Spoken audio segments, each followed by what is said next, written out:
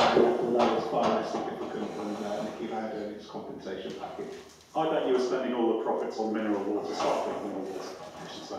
Only the best. Only the best. I think you're doing yourself down there. I'm sure you were influential to Jaguar's. Well, actually, I'm not going to say you were influential to Jaguar's performance. That'd be a massive insult. Well, fast or slow, whatever. The only the internet speed was the only thing I can complain about. Yeah, a much bigger problem 20 odd years ago as well. So, Rahal and Newey met again, this time without Lauda, and they shook hands on a deal for Newey to join Jaguar in 2002 when his McLaren contract was up. This hadn't been a straightforward deal for Rahal to get over the line though on the Ford side. You need to realise that in the automotive world, it's a big problem. I imagine there's probably a handful of absolutely crack people you can cite for various things. But there's only one Adrian Newey. Everyone is so specialised, so focused. You shouldn't have to grasp that difficulty. It reminds me of that story about the battlements about Eddie Irvine being the highest paid employee at Jaguar and just not understanding what the whole thing was. It wasn't building road cars. It was racing, prototype race cars in Formula One. It shouldn't be difficult to understand, but this was just Ford absolutely all over. On that note, the other thing they really didn't get is at that time they didn't have a wind tunnel, which is why I couldn't really understand what you saw. They were using Swift, and they had something like 200 days, but it was in California, so you could use those days in the winter.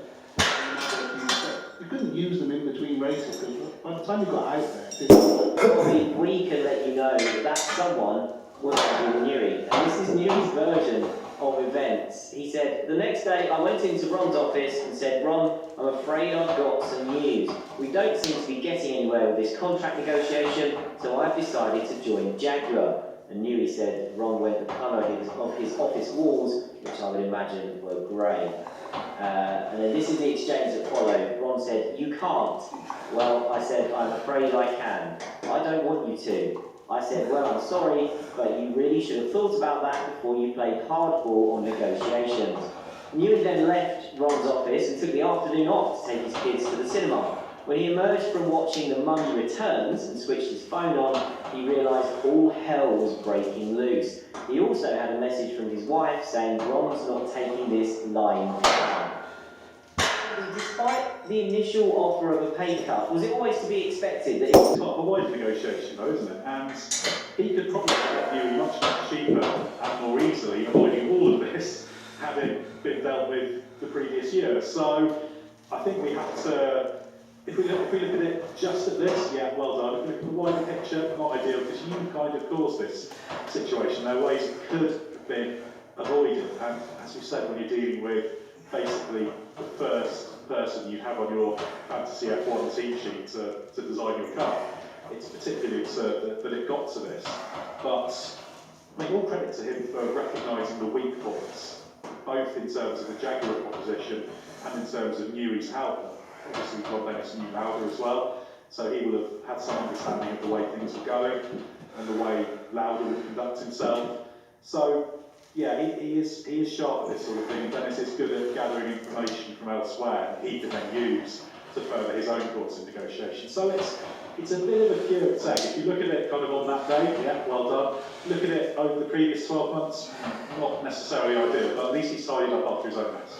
Yeah, it's that classic example, isn't it, of getting a pat on the back for putting out the fire that you started. So he only deserves so much praise for that. So anyway, problem solved, right? Not really. Newey informed Jaguar of his decision to stay with McLaren on the evening of May the 31st. A press release announcing his move to Jaguar had been planned for early the next day. Newey and McLaren claimed it was agreed this would now not happen. Then, June the 1st, rolled out. And definitely a profile of Newey, ranking all of his projects and achievements and all of this stuff. And I don't even think I was in work. I think I was back in those days because Jaguar didn't pay me. I was cycling to work in my Ford car. And my phone's ringing and ringing and ringing in my pocket. Eventually I stopped to take it, and it's now Saboons chief press officer there, and I go, don't let anything go up! And literally just having this massive bang. It was like, all right, it's not gone up yet, I'm supposed to go at 9 o'clock or whatever it was. So I legged it into work, got in there, and then make sure that everything was stripped out of the CMS and nothing was going to go up on time or whatever. But there was no sort of indication about what was going on or why. It was just like, stop it going up! And it was just a complete mess. Yeah, brilliant day really. I think by about 9:30, it was clear that no one knew what was going on. I just sort of put my feet up and watched out for this. And it was a really one of those wonderful little moments in time where you're being a small part of history. I could see, not that bring back weekends would be happening in the future, but at some point in time I would get to tell this story in a way that was relevant and interesting. Well, I'm delighted we've come up with a platform for that. I can only imagine. We talked about putting out fires that we've started to sell. I can only imagine how many microsection fires there were by 9 o'clock. Oh, I've never had this many missed calls in such a short time. Tell you were cycling all the way to Milton Keynes every day from somewhere in London. No. Disputes over driver contracts needed to be expanded to include the highest level team employees as well. FIA President Max Mosley said no progress had been made during recent discussions about that, which had been prompted by Toyota taking Gustav Brunner from Minardi. Now, we mentioned that in our Toyota 2001 episode many moons ago. And Mosley said the FIA wouldn't be intervening on the Newey saga, stating, "We have no position on this." Ed, looking perhaps in a wider context, not just around this, but F1 in general, would it make sense for the Contract Recognition Board to apply to top team personnel as well? It's one of those things that's very easy to say, oh yeah, that's a good idea, but I'm just not really sure how practical it would be. There's a lot of personnel involved, and I don't believe you can only apply it to the senior team personnel. It really has to cover everything, surely, wouldn't it? Because then you'll start talking about potential sporting penalties and all sorts of things. The CRB for drivers is very specific because it's a small group, they're all direct sporting competitors. Should we say, yes, team employees work for a competitor team, but it's still not quite the same thing. Plus, drivers are also more prone to having what you might call conflicting contracts, because sometimes you have contracts with a sponsor entity and an employee. And it's a little bit like how Sebastian Vettel was a Red Bull contracted driver, but he had a Red Bull BMW deal as well, and that went to Contract Recognition Board because they were doing time you start to wonder how you can keep the momentum up, and this is something that requires tremendous effort. I don't think Ron appreciates that, not with me, and now not with Adrian. Andy, do you think Barnard was right that Dennis didn't understand what made superstar designers tick? Well, who am I to argue with John Barland about this? I mean, he was there, he worked with him, and I'm sure, has very firmly, deeply held opinions on it. From the outside looking in, I guess that's probably right. But I think at the time, the role of Martin Whitmarsh was quite prominent in the general management of the team, the matrix management thing that he brought in from British Aerospace, which was quite sensible really if you think about the way that Formula One teams had evolved even when Barnard was there, and the size of the departments and the amount of technology that was coming in. You think where we are at the beginning of the 2000s, we're just about to hit that amazing era of probably the highest tech F1 cars ever, and Kenny didn't have the active stuff of the ones of the 90s, but in terms of the other things that were being developed on the car, did you just want that one guy, or could one guy be responsible for running all of it? And not really. You need that management system underneath, and maybe a superstar designer, as Barnard might call it, didn't work in that environment, but maybe they were becoming a bit of a... He's a good friend, and I don't want to upset him. Perhaps this shows the dangers of mixing friendship with business. I really hope our friendship can weather this. Ed, the friendship between Newey and Rahal was mentioned constantly during this saga, including on multiple occasions in that initial Jaguar press release for signing Newey. Did this mess perhaps show that friendship and business are a bad combination? I guess it depends on how you look at it, doesn't it? It's clear that that connection, that friendship, was what made this deal possible in the first place. So that's a positive. But from the tone of those comments, particularly with the fact Newey kind of saying, I hope our friendship can weather this, suggests that maybe Newey felt he'd been a little bit incorrect in agreeing to whatever he agreed to, and then reversing that position. So there's kind of a hint of apologeticness in that it's a funny one though, because we know that Newey getting jumpy about Rabel's future with the team was a big part in his reason for staying with McLaren. I spoke to Newey a few years ago about this, and he cited that as one of the big reasons that he was getting wind of that. We talked about Newey, we talked about Ron Dennis talking about it, but I imagine Newey was sending out his own feelers as well. I also wonder, given how close Rabel and Newey were, what back channeling, so to speak, was going on at this stage. I can't imagine that Newey wouldn't have spoken to Rabel about some of this directly wholesale to go into the America's Cup, particularly with how esoteric that whole competition is. I went to Mercedes last year to speak with them about the whole America's Cup project they're involved in, and the whole competition is really, really odd in the way you negotiate and agree the regulations and that kind of thing.